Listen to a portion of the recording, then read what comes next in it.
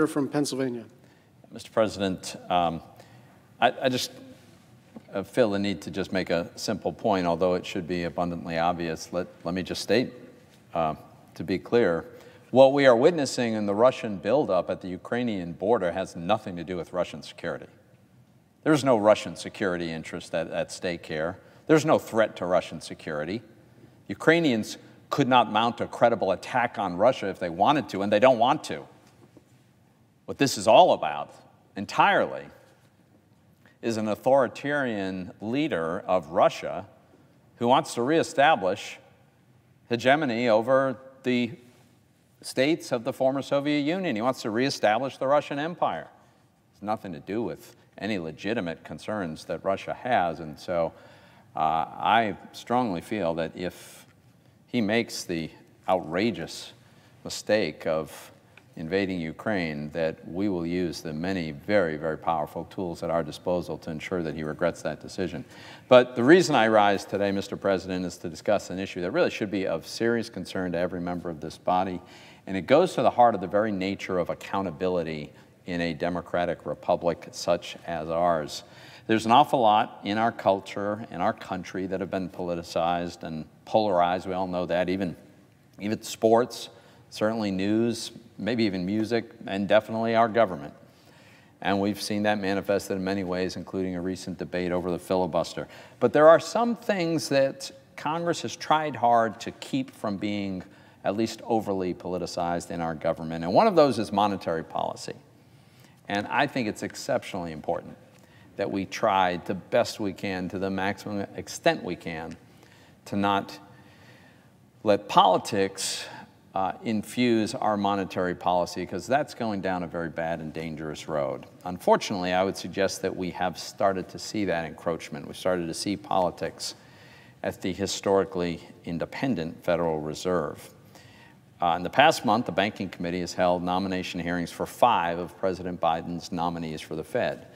Jerome Powell for chairman of the Fed, Lael Brainerd for vice chair of the Fed, Sarah Bloom Raskin for vice chair for the supervision at the Fed, Lisa Cook, and Philip Jefferson for Fed governors.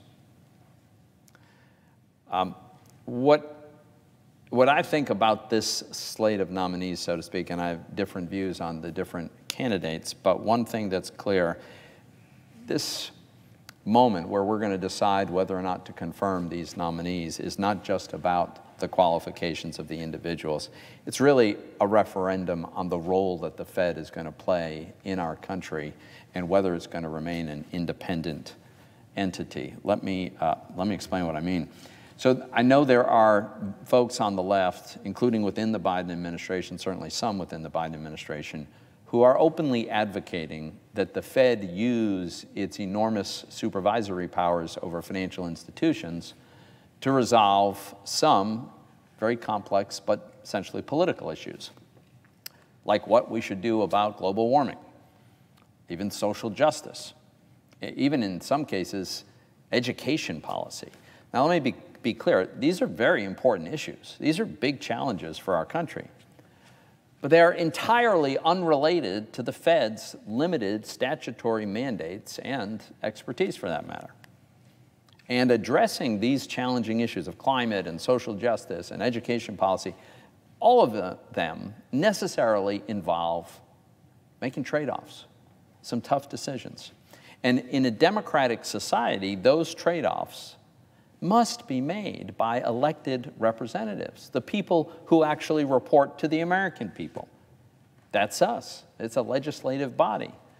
These big, tough policy decisions should not be made by unelected and unaccountable central bankers.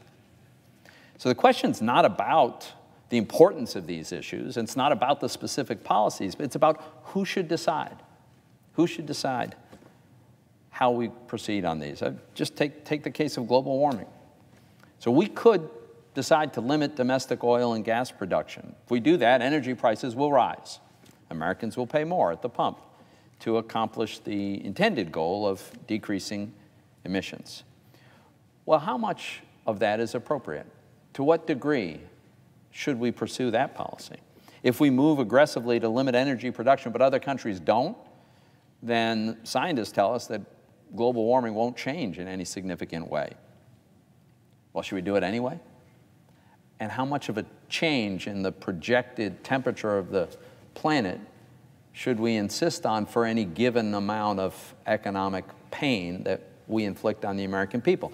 Look, I'm not here to debate the answer to those questions. Those are tough questions, it seems to me. It's not about whether you think those are important questions. I think they're very important questions.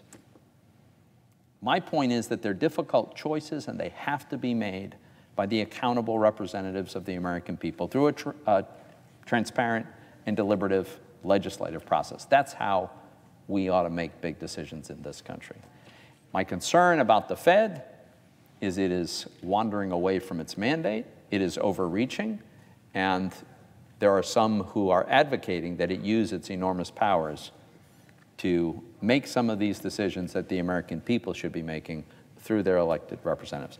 By the way, this is not just a hypothetical. I have a number of examples. I'll just share one example where the Fed is clearly exceeding its mandate, engaging in political advocacy. The Minneapolis Fed. The Minneapolis Fed, the leader, the president of the Minneapolis Fed, with apparently the full support of the board of the Minneapolis Fed, is actively lobbying to change Minnesota's constitution, and specifically to change it with respect to K through 12 education policy. Now, does anybody think that how we pursue primary and secondary education is the role of the Fed to decide? I can assure you it is not.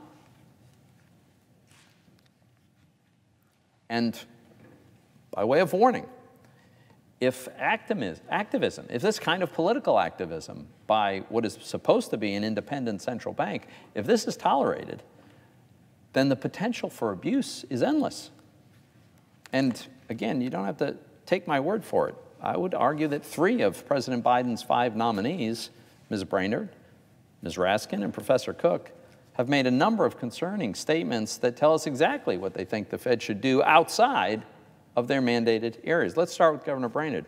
Now, to her credit, she's chosen her words much more carefully than, say, Ms. Raskin has. But Ms. Brainerd has, nonetheless, urged the Fed to take an activist role on global warming. According to the New York Times, she has, and I quote, endorsed the use of supervisory guidance, the Fed's recommendations to banks, to encourage financial institutions to curb their exposures, end quote. That's exactly what I'm talking about. Using the powers of the Fed to pressure financial institutions to decide who gets credit and who doesn't. I'm particularly concerned that she's specifically advocated for the Fed to shape environmental policy through the so-called climate scenario analysis. Now, Ms. Brainerd and others suggest that they just want to understand the systemic risk that arises from global warming. But first of all, the Fed doesn't have any expertise in environmental policy, and the fact is there's no reason to think that global warming actually poses systemic risk to the financial system. It doesn't. As I've stated repeatedly, we haven't found a single bank, a single financial institution anywhere in America that has failed in modern times due to any weather event. We get hit with very severe weather events every single year, year in and year out. Never has a financial institution, but not a single one, much less the entire system. Now, Ms. Raskin, Sarah Bloom Raskin, who's the nominee to actually be in charge of the supervision of Fed-regulated banks, has gone even further than Ms. Brainerd in advocating for financial regulators to take this activist role with respect to global warming. Ms. Raskin has repeatedly, publicly, and forcefully advocated for using financial regulation in general, and the Fed in particular, to allocate capital and debank energy companies. Now again, Ms. Brainerd, Ms. Raskin will say that this is just about assessing risk. But in reality, Ms. Raskin has also said the quiet part out loud. In a 2020 report from a progressive organization, Ms. Raskin urged financial regulators to adopt policies that will, and I quote, allocate capital, end quote, away from energy companies. In a 2021 speech at the Green Swan Conference, she proposed, and I quote, portfolio limits or concentration limits, end quote, on banks' loans to energy companies. It's not because the banks can't withstand a credit loss if that should occur. Banks have, actually the American banking system is more heavily capitalized than it's ever been. That's not what it's about. It's about her view about climate change. In May of 2020, at the height of the pandemic, she wrote an op-ed in the New York Times specifically calling for excluding a single sector, the fossil energy sector, which she called the dying industry, from the Fed's emergency lending facilities. Now, the Fed, you could argue about whether the Fed should have ever stood up these facilities, but at least the Fed at the time had the good sense to say, if we go in and buy corporate bonds, we're going to do it through a vehicle where we do not discriminate at all among the many, many sectors of our economy, because it's not our job as the Fed to decide which ones get favorable treatment and which ones don't. That's up to markets to decide. It's not Ms. Raskin's view. She was very clear. She criticized the Fed precisely because they did not intentionally exclude fossil energy sector. This is a bad idea on many, many levels, one of which is, by the way, central committees that try to allocate capital in economies usually do a really bad job, and that's one of the reasons why our economy has outperformed the rest of the world. We tend not to do that. Many other countries tend to do that. I can give you an example of where this can go. She wrote at the time, back in 2020, that even in the short term, fossil fuels are a terrible investment, end quote. Well, whatever you might think about the long term, the jury's back in on the short term. Investment in fossil fuels was absolutely terrific. That's just the data, right? The S&P 500 over the last 12 months is up 21%. Oil and gas indices are up 65, 70%. That's a kind of mistake that too much hubris in government can lead to. And Ms. Raskin's proposals would not be just devastating for energy workers, but also consumers who would end up inevitably having to pay much more for energy. And again, what's the basis on which she defends exercising these extraordinary powers? Well, it certainly is her belief that climate risk is so imminent, so threatening, and so devastating that it just requires this. And let me be clear, the folks, Ms. Raskin and Ms. Brainerd, they divide this into two categories, climate risk that is. There's the physical risk, and then there's what they call transition risk. Now, the data is very clear about the physical risk, right? Like an adverse event from severe weather events. They don't pose a threat to our financial system. Think about the things that we've withstood in the last few years. Hurricane Sandy, forest fires, devastating events. Name one financial institution in America that failed as a result. There isn't one. Not even close. They weren't even harmed, much less our entire financial system. So even Chairman Powell agreed there's no physical risk to financial institutions. So the one that they rely on is, well, but there's transition risk. Transition risk. Well, transition risk is really about changing customer preference. And that may, that happens all the time. Customers' preference change. I would suggest that bankers know how to manage changes in their customers' preferences better than central bankers do or regulators do. That's not that different from the risk they run every day. They lend money to companies that have a permanent risk that consumer preferences will change in ways that could be adverse for the company to which they lend. It's a fundamental part of their business to understand the risk they take of that sort. So what is a transition risk really? What transition risk really is, it's a political risk. And Chairman Powell pretty much acknowledged that too. The real nature of the transition risk is unelected officials like Ms. Raskin exercising the power she thinks the Fed should exercise, which is to step in and make it prohibitively expensive, for instance, for banks to provide credit to the energy sector, or put caps on how much exposure they can have to this. That's the risk. And I don't know how you do a scenario analysis when the scenario you got to analyze is one in which there's political moves to constrain your business. As I said, Ms. Raskin says the quiet part out loud. Now, let me turn to Professor Cook. Now, the administration cites her role as a director of the Chicago Fed as one of the main qualifications for her elevation to Fed Board of Governors. She is a director of the Chicago Fed. She was put in that position 2 weeks before she was nominated to be Fed Board Governor. She has a PhD, but she's done no academic work in monetary economics. And the few times that she has spoken about monetary policy, it's been a cause for considerable concern. So we've got unemployment at or maybe below 4%, inflation above 7%, and Professor Cook refused to endorse the Fed's recent decision to at least begin to withdraw the easy money policy that they've been pursuing. Let's keep in mind, today the Fed is still buying bonds. The Fed is still throwing gasoline on the inflation fire. They're throwing a little less gasoline than they did before, and they do intend to phase it out completely by March. So we've got inflation roaring along. We're pretty close to full employment. And she couldn't bring herself to suggest that, yeah, at least we should